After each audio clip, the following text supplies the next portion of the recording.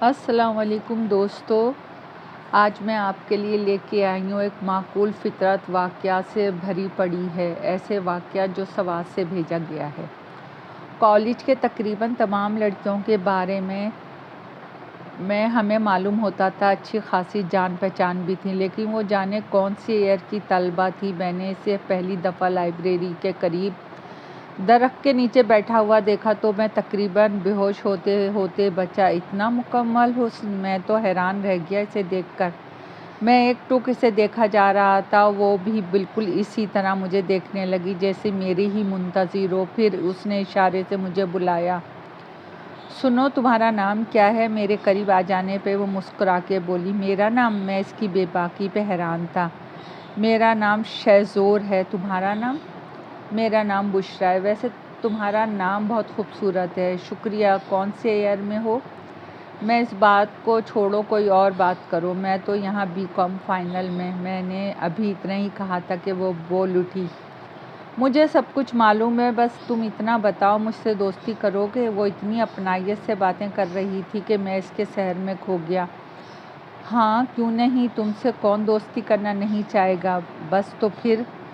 اور پھر اس نے ہاتھ آگے بڑھا دیا اور میں نے اس کا ہاتھ تھام لیا۔ میری کلاس شروع ہونے والی تھی مگر مجھے اس کی پرواہ نہیں تھی۔ تمہاری کلاس شروع ہونے والی ہے، کل ملیں گے، اتنا کہہ کے وہ وہاں سے چلی گئی۔ میں اپنی کلاس کی طرف بڑھ گیا۔ راستے ہی میں میرے دوستوں نے مجھے روک لیا۔ کیا کر رہے تھے وہاں اکیلے؟ راشد بولا۔ میں اس کی بات کا مطلب نہیں سمجھا، لیکن حیران تھا کہ بشریٰ سے باتیں کرنے پر کسی لڑکے نے مجھے نہیں چھیڑا۔ حالانکہ میں کسی عام سی لڑکی سے بھی بات کر لیتا ہوں تو سب مجھے چھیڑتے ہیں، اور بشریٰ تو حیرت انگیز حد تک خوبصورت تھی۔ آج میں حیران تھا لیکن میں نے خود کوئی بات نہیں چھیڑی۔ وہ تمام رات میں بشریٰ کے بارے میں سوچتا رہا۔ مجھے اس کی دوستی سے خوشی محسوس ہو رہی تھی مگر مجھے یہ نہیں پتا تھا کہ وہ کس ایئر میں ہے۔ دوسرے دن اسی وقت وہ پھر وہیں بیٹھی میرا انتظار کر رہی تھی۔ ہم دونوں نے بہت سی باتیں کی، پھر یہ ملاقاتیں طویل ہونے لگیں۔ ایک بات میں نے محسوس کی کہ وہ اپنے بارے میں کچھ نہیں بتاتی مگر میرے بارے میں سب کچھ معلوم تھا، یہاں تک کہ کل میں نے گھر میں کیا کیا اور کیا نہیں، کیا کھایا، کس سے ملا اور کس موڈ میں دن گزارا۔ وہ کسی نہ کسی طرح مجھے یہ سب کچھ باور کروا دیتی تھی۔ میں ان باتوں پہ زیادہ توجہ نہیں دیتا تھا، میں تو اس کے حسن کے سحر میں ڈوب چکا تھا، یا یوں سمجھ لیں کہ میرے سوچنے سمجھنے کی صلاحیت مفقود ہو گئی تھی۔ میں یہ نہیں کہتا کہ اس سے پہلے میں کسی لڑکی سے متاثر نہیں ہوا، میں نے کسی سے دوستی نہیں کی، نہیں، ایسی بات نہیں۔ متاثر تو بہت سو سے ہوا، بلکہ زرینہ کے ساتھ میرا افیئر تو پورے کالج میں بہت مشہور تھا، لیکن پھر زرینہ کی شادی اس کے ماں باپ نے اپنے ہی خاندان کے کسی لڑکے سے کر دی۔ یعنی میرے اس کا عشق کا انجام کافی ٹریجک تھا، اور کئی روز تک میں بھی بہارے ہوئے جواریوں کی طرح پھرتا رہا، پھر رفتہ رفتہ معمول پہ آ گیا۔ اب میرے لیے بشریٰ ہی سب کچھ تھی۔ شہروز، تمہیں پتہ ہے میں تم سے بہت محبت کرتی ہوں۔ آخر ایک دن اس نے اپنے دل کی بات کہہ دی، میں تمہارے بغیر نہیں رہ سکتی۔ میں تو ہمت ہی نہیں کر پا رہا تھا اور اس نے کہہ بھی دیا۔ میں واقعی اس معاملے میں کافی سنجیدہ ہو چکا تھا، اس نے میری مشکل آسان کر دی۔ کچھ یہی حالت میری بھی ہے۔ میں نے فوراً اپنی دلی کیفیت بیان کی۔ ہاں، میں جانتی ہوں، یہاں تک جانتی ہوں کہ تم مجھے اپنانا چاہتے ہو۔ تم پہلی نظر میں میرے اسیر ہو گئے تھے، تم مجھ پر مرنے لگے ہو، یہاں تک کہ خوابوں میں بھی تمہارا پیچھا نہیں چھوڑتی۔ تم بس یہ چاہ رہے تھے کہ میری طرف سے کوئی اشارہ ملے تو تم شادی کی بات تک پہنچو۔ تم کیسے جان جاتی ہو سب؟ میں پریشان ہو گیا۔ بس محبت جو کرتی ہوں، معلوم ہے، وہ تھوڑے توقف کے بعد بولی۔ میں 1.5 سال سے تم سے محبت کرتی ہوں، تم وعدہ کرو کہ مجھے چھوڑو گے نہیں۔ اور اس کے ساتھ ہی اس نے اپنی بے باکی کا مظاہرہ کیا اور میرے گال کو چوم لیا۔ میں ایک دم ہڑبڑا سا گیا۔ کچھ بھی تھا، میں اس وقت کالج میں تھا۔ میں نے جھینپ کے چاروں طرف دیکھا۔ اتنا ڈرتے ہو؟ ارے کوئی نہیں دیکھتا، وہ آنکھوں میں آنکھیں ڈال کے بولی۔ نہیں ڈرتا نہیں، وہ میرے دوست دیکھ لیں گے تو۔ میں بوکھلایا ہوا تھا۔ کوئی نہیں دیکھتا، سب اپنے حال میں مست ہیں۔ آج مجھے یقین تھا کہ میرے دوست مجھے نہیں چھوڑیں گے، کیونکہ جہاں میں کھڑا تھا اس سے ہی کچھ فاصلے پہ میرا پورا گروپ کھڑا تھا اور سب نے مجھے غور غور سے دیکھ رہے تھے۔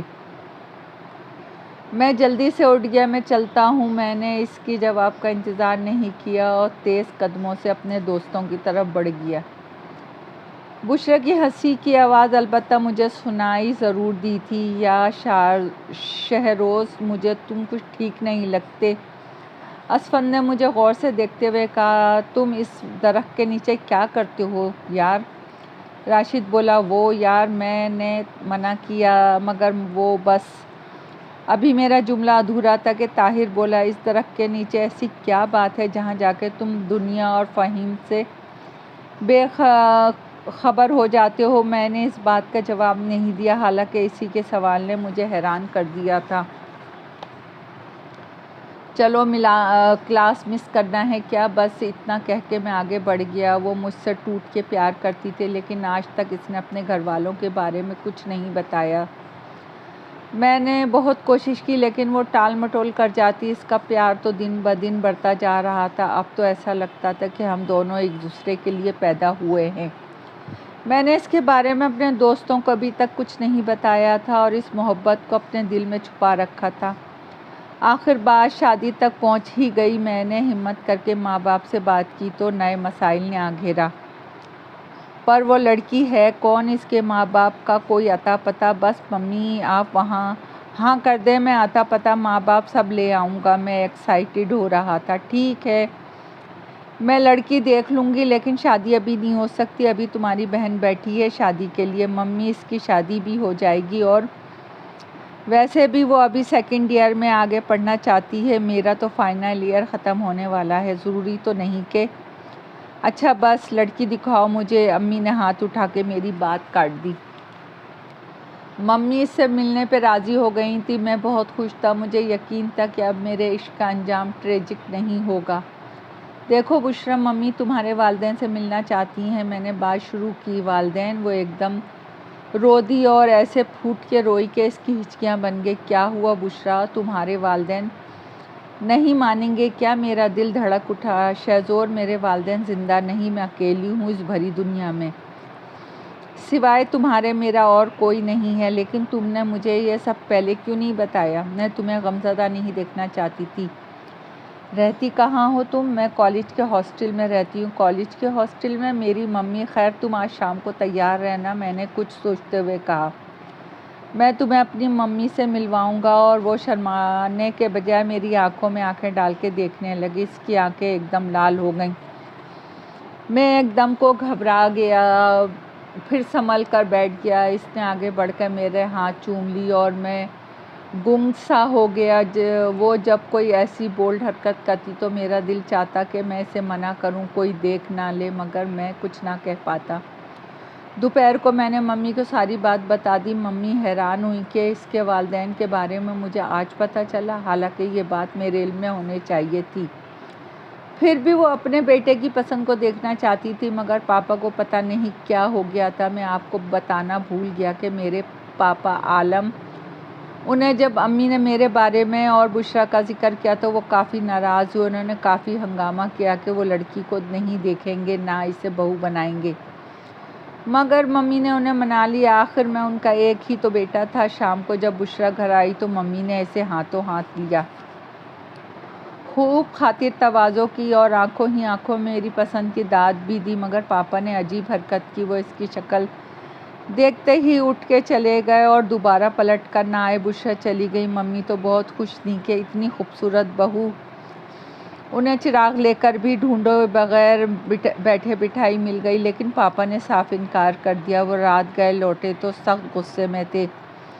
وہ اس گھر کی بہو تو کیا، آئندہ وہ اس گھر میں قدم بھی نہیں رکھے گی۔ وہ دھاڑے۔ امی سمجھی کہ وہ اپنی بھانجی سے میری شادی کرنا چاہتے ہیں، اس لیے کہہ رہے ہیں۔ ہاں تو اپنی بھانجی کو لانا چاہتے ہو، کیا برائی ہے میری بھانجی میں؟ ان کی آواز آئی۔ میں اپنے کمرے میں دم بخود جھگڑا سن رہا تھا، گویا اس بار میرے پاپا ظالم سماج کے روپ میں سامنے آ رہے تھے۔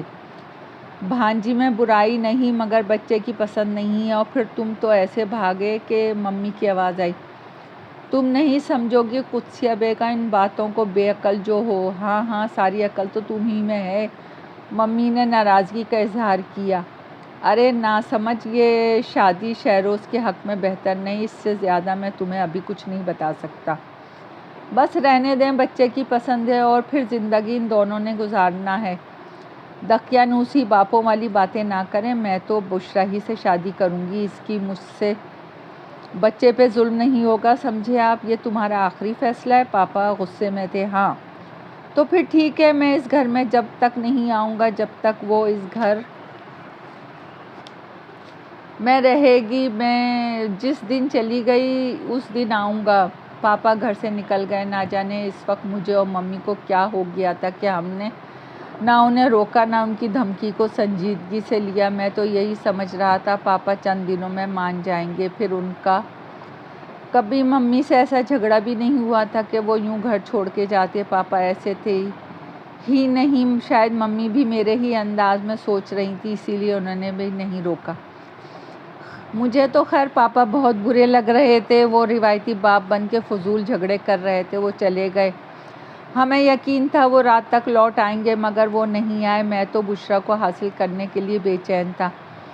میرے لیے پاپا کا یوں چلے جانا ایسا ثانیہ نہیں تھا، مجھے یقین تھا کہ وہ تایا چچا کے گھر ہوں گے، جھگڑا بڑھے گا، بات خاندان میں پھیلے گی، ممی اور میرے خلاف محاذ بنے گا، پھر سب مان جائیں گے، کیونکہ تایا چچا بھی مجھے بہت چاہتے تھے۔ مگر ہمیں پتہ چلا کہ پاپا ان میں سے کسی کے گھر نہیں۔ ہم نے انہیں ہر جگہ تلاش کیا، اخباروں میں اشتہار بھی دیا، مگر ان کا کچھ پتہ نہ چلا۔ ممی پہلے تو پریشان ہوئی، پھر کچھ مطمئن ہو گئیں کہ ضد باندھ لی ہے، خود ہی گھر کا سکھ یاد آئے گا تو آ جائیں گے۔ میں بشریٰ کو حاصل کرنے کے لیے بے چین تھا۔ ممی نے خاندان میں سب کو بتا دیا۔ کیوں ناراض ہوئے ہیں تایا چچا؟ الٹا پاپا پہ ناراض ہوئے کہ بیٹے کی خوشی کرنے کے بجائے ضد باندھ دی۔ وہ سب میری شادی پہ راضی ہو گئے۔ یوں میری شادی ہو گئی، جو کہ بشریٰ کے کہنے پہ بہت سادگی سے ہوئی۔ اس کے کہنے پر میں نے اپنے کسی دوست کو نہ بلایا۔ میری شادی پہ چچا تایا کے گھر والے، ممی، بشریٰ اور مولانا صاحب تھے۔ یہ تھی ہماری شادی۔ ممی نے لاکھ چاہا کہ وہ یہ شادی دھوم دھام سے کریں، لیکن بشریٰ نے ایسا کرنے سے منع کر دیا۔ ممی کچھ نہ بولی، وہ جو کہتی گئی ممی وہ کرتی گئیں۔ اس کی آنکھوں میں نہ جانے کیا تھا، وہ بس آنکھوں میں ڈال کر جو بھی کہہ دیتی، ہم نہ چاہتے ہوئے بھی مان لیتے۔ شادی کے دن تو بشریٰ کے انگ انگ سے خوشی پھوٹ رہی تھی، دلہن بن کے وہ غضب ڈھا رہی تھی۔ میری خوشی بھی دیدانی تھی، مگر پتہ نہیں کیوں ممی کی خوشی مصنوعی لگ رہی تھی، جیسے وہ زبردستی یہ سب کر رہی ہوں۔ بہرحال شادی ہو گئی۔ شروع کے دن تو زندگی کا حاصل تھے، پھر آہستہ آہستہ روٹین لائف ہو گئی، مگر بشریٰ کی محبت میں کمی نہ آئی۔ ایک دن اس نے کہا، شہروز تمہیں پتہ ہے میں نے ساری دنیا سے منہ موڑ لیا، صرف تمہارے لیے منہ موڑ لیا۔ تمہارا ہے ہی کون؟ میں نے ہنس کر کہا۔ میری بات سن کر اس نے کوئی جواب نہیں دیا۔ شہروز میری بات کا جواب دو گے؟ ہاں پوچھو، میں نے اس کے بالوں میں انگلیاں پھیر کے کہا۔ اگر میں تم سے بچھڑ گئی تو؟ اور میں نے فوراً اس کے منہ پر ہاتھ رکھ دیا۔ آئندہ ایسی بات نہیں کرنا، اکثر وہ بچھڑ جانے کی باتیں کرتی اور اپنے بچھڑ جانے پہ میرا رد عمل جاننا چاہتی تھی۔ اس کی باتیں سن کے میں حیران ہوتا، مگر اسے چپ کروا دیتا۔ پھر کچھ عجیب سی باتیں ہونے لگیں۔ ایک بار میں اس کے ساتھ شاپنگ کر رہا تھا، میری اور بشریٰ کے کپڑے کی رنگ پہ بحث ہونے لگی۔ میں نے کہا، یہ رنگ اچھا نہیں لگے گا، بہت فاسٹ کلر ہے، تھوڑا لائٹ ہو تو بہت اچھا لگے گا۔ اچانک دکاندار بول اٹھا، کس کے لیے خرید رہے ہیں؟ ان کے لیے۔ میں نے بشریٰ کی طرف اشارہ کیا۔ دکاندار ادھر ادھر دیکھنے لگا۔ بشریٰ ہنستی رہی۔ مجھے دکاندار پاگل لگا۔ اسی طرح گھر میں جب کوئی ملنے والی بشریٰ کو دیکھنے آتی تو بشریٰ کوئی بہانہ کر دیتی اور کسی طرح ان کے پاس نہ جاتی۔ ایک دفعہ میں اور بشریٰ گھومنے نکلے ہی تھے کہ اچانک مجھے اپنا دوست راشد نظر آیا۔ وہ اسٹاپ پہ کھڑا بس کا انتظار کر رہا تھا۔ میں نے گاڑی اس کے قریب روکے، اسے بیٹھنے کا کہا تو وہ فوراً فرنٹ ڈور کھول بیٹھا۔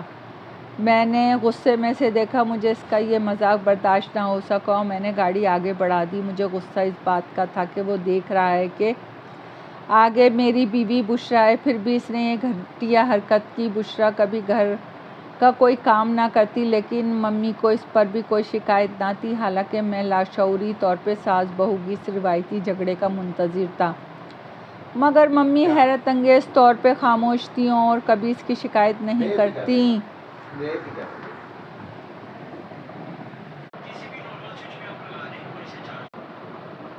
ممی حیرت انگیز طور پہ خاموش تھیں اور کبھی اس کی شکایت نہیں کرتی۔ انہی دنوں اطلاع ملی کہ میں باپ بننے والا ہوں۔ میری خوشی کا کوئی ٹھکانہ نہ رہا۔ میں نے اور ممی نے بشرا کی خوب خدمت کی، آخر میں ایک بہت پیارے بیٹے کا باپ بن گیا۔ اب میں نے بشرا کو سمجھایا کہ وہ گھر کے کاموں میں ممی کا ہاتھ بٹایا کرے، اب اسے ممی کی خدمت کرنا چاہیے۔ وہ کچھ نہ بولی، لیکن میں نے محسوس کیا اکثر وہ ممی کے ساتھ کمرے میں ہوتی، لیکن جیسے ہی ممی کسی کام میں لگتی وہ کمرے سے غائب ہو جاتی۔ لیکن بیٹے کی خوشی میں ہم سب بھول گئے تھے۔ ابھی میرا بیٹا 9 دن کا تھا کہ ایک رات سونے سے اچانک میری آنکھ کھل گئی۔ دیکھا بشرا بچے کو پیک کر کے اٹھا رہی تھی۔ بشرا اس وقت کیا کر رہی ہو؟ غنودگی سے بولا۔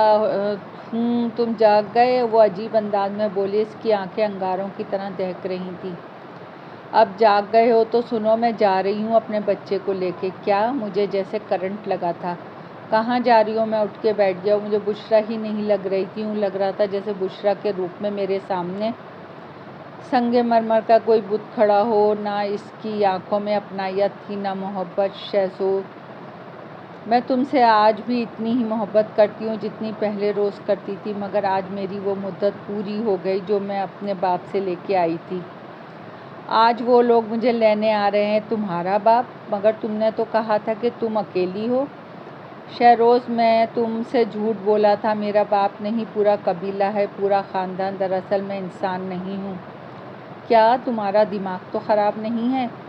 شہرزور، میں تمہیں دھوکے میں رکھا، مجھے معاف کر دینا، مجھے تم سے بچھڑنے کا غم ہے، لیکن میں نے اسے پکڑنا چاہا، جب میرے ہاتھ ہوا میں لہرا کر رہ گئے، اس کے جسم کے آر پار ہو گئے تو میں حواس کھونے لگا۔ میں تمہیں کبھی بھول نہیں پاؤں گی شہروز، تم بہت سچے اور کھرے انسان ہو، مجھے تم ہمیشہ یاد رکھو گے۔ پھر ایک دم اس نے گھڑی پہ نگاہ ڈالی۔ اوہ، مجھے دیر ہو رہی ہے، وہ لوگ میرے منتظر ہوں گے۔ شہروز، یہ بچہ تمہارے پیار کی نشانی ہے، یہ ہمیشہ مجھے تمہاری یاد دلاتا رہے گا۔ خدا حافظ۔ وہ یہ کہہ کے ایک دم غائب ہو گئی۔ میں وہیں گنگ ہو کر بیٹھا رہا۔ تھوڑی دیر بعد جب ذہنی حالت بحال ہوئی تو میں چیخ اٹھا۔ میری چیخ اتنی تیز تھی کہ میری ممی جو دوسرے کمرے میں تھیں اٹھ کر گھبرائی ہوئی آ گئی۔ انہوں نے مجھے زمین پہ بیٹھا دیکھا۔ پہلے تو وہ حیران ہوئی، پھر میری طرف لپکیں، پھر پلٹ کے خالی بستر پہ نگاہ ڈالی۔ بشرا اور بچہ کہاں ہیں؟ کیا ہوا ہے تمہیں؟